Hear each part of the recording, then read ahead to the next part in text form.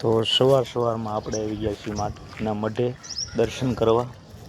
તો દર્શન કરી લીધા છે અને હવે આપણે રાહ જોઈ રહ્યા છીએ કૂતરા. તો કૂતરા છે બિસ્કિટ.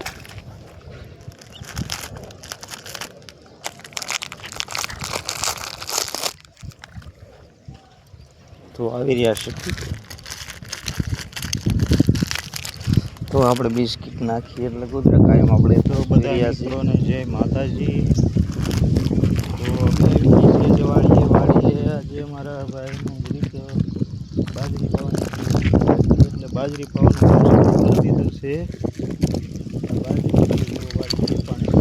અત્યારે હાથ થાય અને એક બાજુ ધોરિયા નાખવાનું કામ ચાલુ કરી દીધું છે. એમાં ધોરિયા નખાય છે.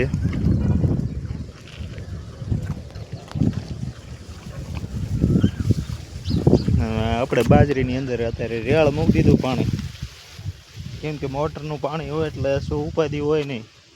એટલે આપણે જો આમાં રેળ મૂકી દીધું બાજરીમાં અને આપણે માંડવી પાવી દીધી છે. આ માંડવી આપણી છે.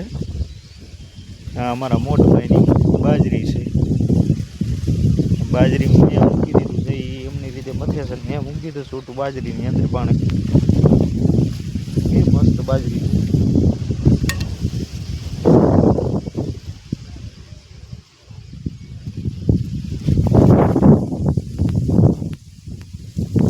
જો પાળા બાંધવાનું કામ ચાલુ કરી દીધું છે. ધીમે ધીમે પાવાનું છે. એટલે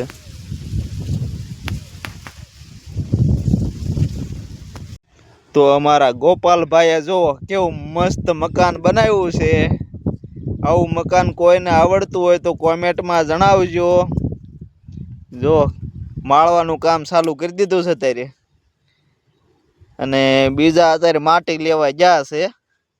માથે થાબડો દેવાનો છે ને એટલે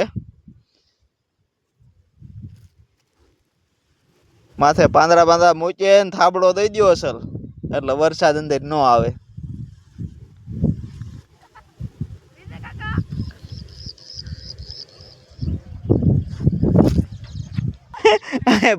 બધું ના શું કરે?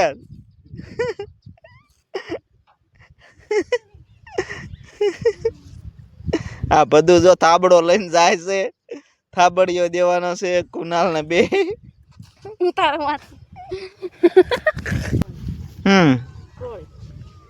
ક્યાં સોળે છે? મગ છે. મગ છે ને શેબડાના બહુ ફાટ્યા છે. તાતડી લઈ લો, વેતા થાવ. આપણે બહુ થયા શેબડાના કે નહીં?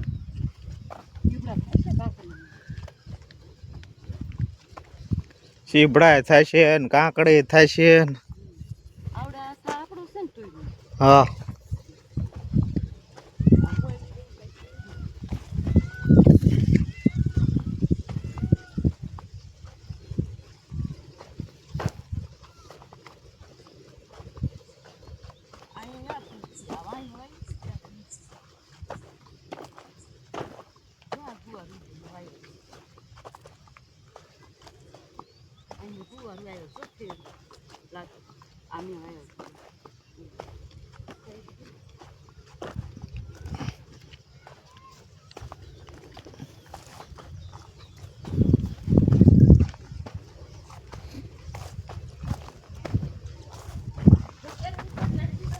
ના નામ નાખ્યા ઓલા પણ ઓલી ઢગલે.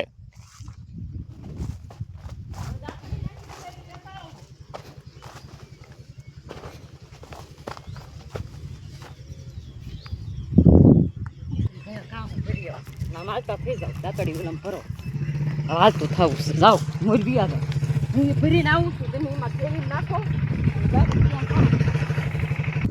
તો આજે અમે આવી ગયા છીએ દવા છાંટવા.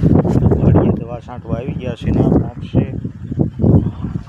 તો દવા છાંટવા આવ્યા કે અમારા પિયુષભાઈની વાડીમાંથી એક સસલાનું નાનકું એવું બચ્ચું લઈને આવી ગયા છે.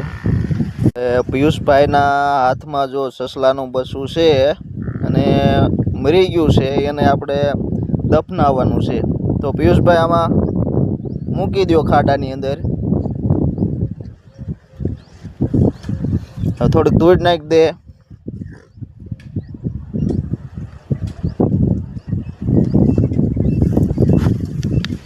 આપણા પિયુષભાઈએ સસલાનું બસું હતું એને સરખી રીતે આપણે ખાડો ગાળી અને દફનાવી દીધું છે. તો બધા મિત્રોને જય માતાજી.